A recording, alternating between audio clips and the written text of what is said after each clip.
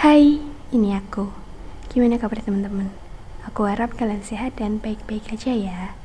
Di episode 178 ini akan membahas mengenai topik sudah setahun dan rekapitulasi. Setahun berlalu sejak aku wisuda S1. Sekarang, berhubung sudah memasuki akhir bulan, aku ingin melakukan sedikit rekapitulasi sekaligus menceritakan apa yang terjadi saat aku tes. Oke ya Robun,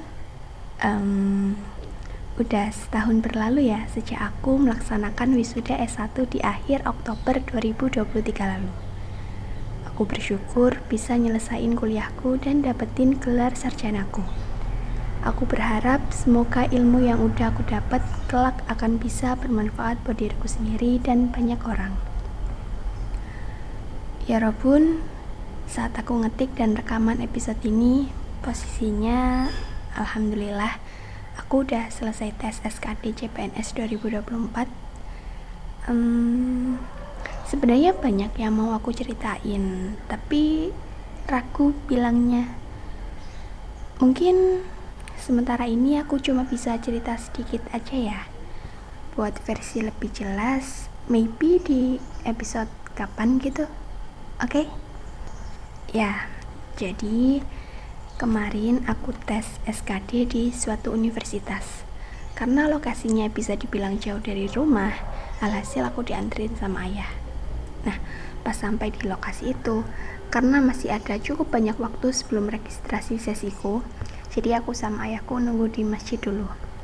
Singkat cerita, udah waktunya registrasi kan.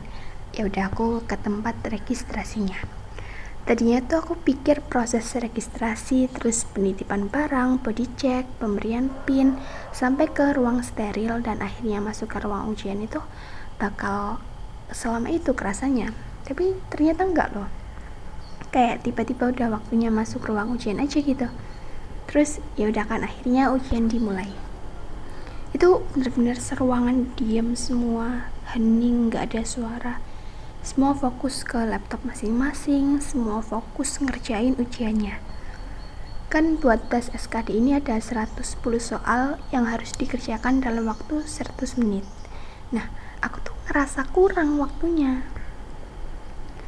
Aku kehabisan waktu. Aku gak bisa bagi waktu dengan baik. Aku ngerasa gagal. Banyak soal yang belum kebaca sama aku. Bahkan ada soal yang belum sempat aku isi jawabannya, tapi udah keburu habis waktunya dan nilainya tiba-tiba muncul. Aku kesel. Tapi ya aku harus bisa ngontrol diriku sendiri kan, biar gak terlalu larut dalam perasaan yang gak baik.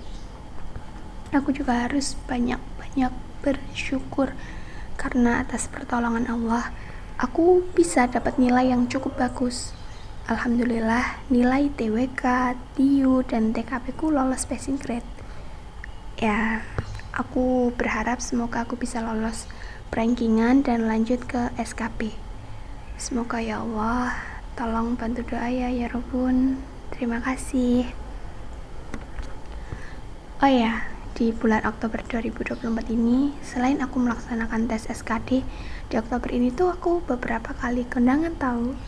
Aku baru nyadar kalau di Oktober itu ada banyak orang nikah dan teman-temanku banyak yang nikah di bulan ini. Terus selain beberapa kali ke kondangan, aku juga sempat kan ketemu sama seseorang yang udah lama gak aku temuin.